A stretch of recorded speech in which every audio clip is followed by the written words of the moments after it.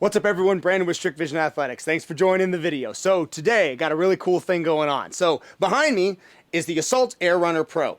This has been my unit for the last three and a half years. Been using this here for training. It's an incredible piece of equipment if you're like me and you like to incorporate a lot of high intensity interval training for the clients, for yourself, something for endurance, something for power. This is a really good unit to have, and it's just so incredibly well put together. The company has just done an amazing job with it.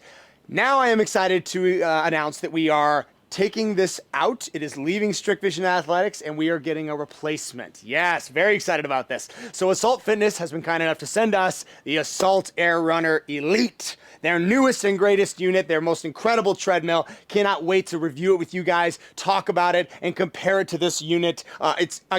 This has been a unit that I have not had any complaints with. It's an amazing model. So I cannot even wait to see what they've got in store for yet their newest addition to the Assault Runner family. Now let's look at the Assault Runner Elite. Much like the original unit, this is a self-propulsion treadmill. What does that mean? It means I am the motor and the brakes. So this does require a little bit of technique and training when you guys are trying to do it. You are not gonna just jump on this thing and start sprinting. You're gonna wanna start with a walk. You're gonna wanna keep your hands right by the side. And then as you progress, you can get into a jog. And then as you continue to go, you can get into a run. It's gonna take some time, but eventually you will become familiar with how to make it go and how to make it stop, because there's a very specific way to do both of those things. This model is incredible. In comparison to the original, this model has several key differences. First thing I'll talk about, the arm system that they developed here for the new model is a highly dense, much more solid structure in comparison to the original.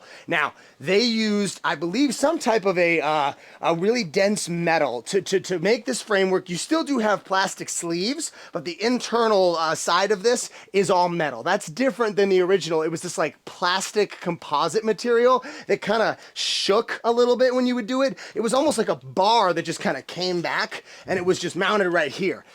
It wasn't not stable in the original, but it's a lot more stable here on the Air Runner Elite. So that right there is the very first thing that I will say when it comes to this that I love. Second thing I love, and I noticed this also for the Pro X bike, they added cup holders. Cup and phone holders for a treadmill are essential. If you guys are doing distance, if you're trying to get your mile time, if you're trying to do anything really, who in the world isn't going to want access to water, at least at some point in your run? This is a huge benefit from the original. The original model, like I said, just had this bar that came across and the display pad in the front, which was fine, but you couldn't store your water, you couldn't store your phone, you couldn't store your keys. Anything else you're trying to use on this, it's much better to have that system right there. Now, that's pretty much just addressing everything from here up. Down below, this is a significantly sturdier model, make and model, than the original. I noticed this almost instantly. When I used to run on the old model, there was a natural sort of bounce that would happen with the unit itself. This thing, almost none. At the very least, significantly less than the original. It doesn't move, it doesn't shift, it doesn't bounce. These treadmills do have a natural kind of give to them because they want to absorb the impact of running, which is ultimately why we're doing this instead of just running on the ground outside. The curvature is very similar. It's right about the same. I would say there's not a whole lot of difference in the tread for the actual running pad, but there is a significant difference on the tread for the stopping pad, or the brake pad as I like to call it. That's on either side. As I demonstrated when I ran, when you stop on this thing, you're gonna go hands and feet to get off the treadmill, because the treadmill is gonna keep going after I stop, especially if I'm in an all-out sprint. I'm gonna stop and dismount, and it's good that I have a lot more tread here on the sides than I did with the original model. The original model wasn't slippery per se, but it definitely wasn't as intense as what you've got here. This is a much better design. They did it significantly better with the Elite as opposed to the original.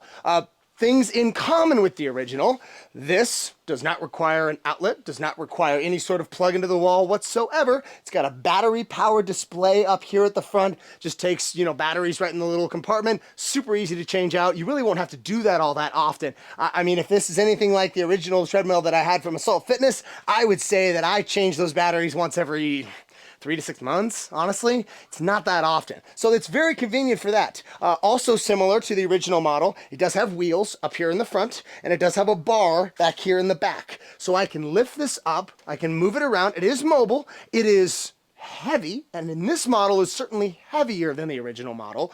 But that being said, if it does need to move, you can move it.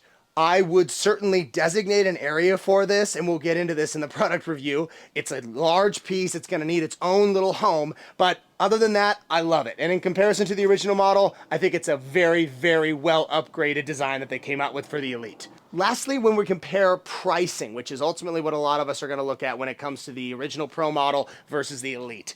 The Elite is $1,000 more. So the Pro model retailed at $3,000, this one retails at $4,000. Your money is going toward a more quality design. I will say that right out of the gate. This will all be addressed in the official product review, but when comparing the two, just know you are going to spend $1,000 more when getting your hands on the Elite model.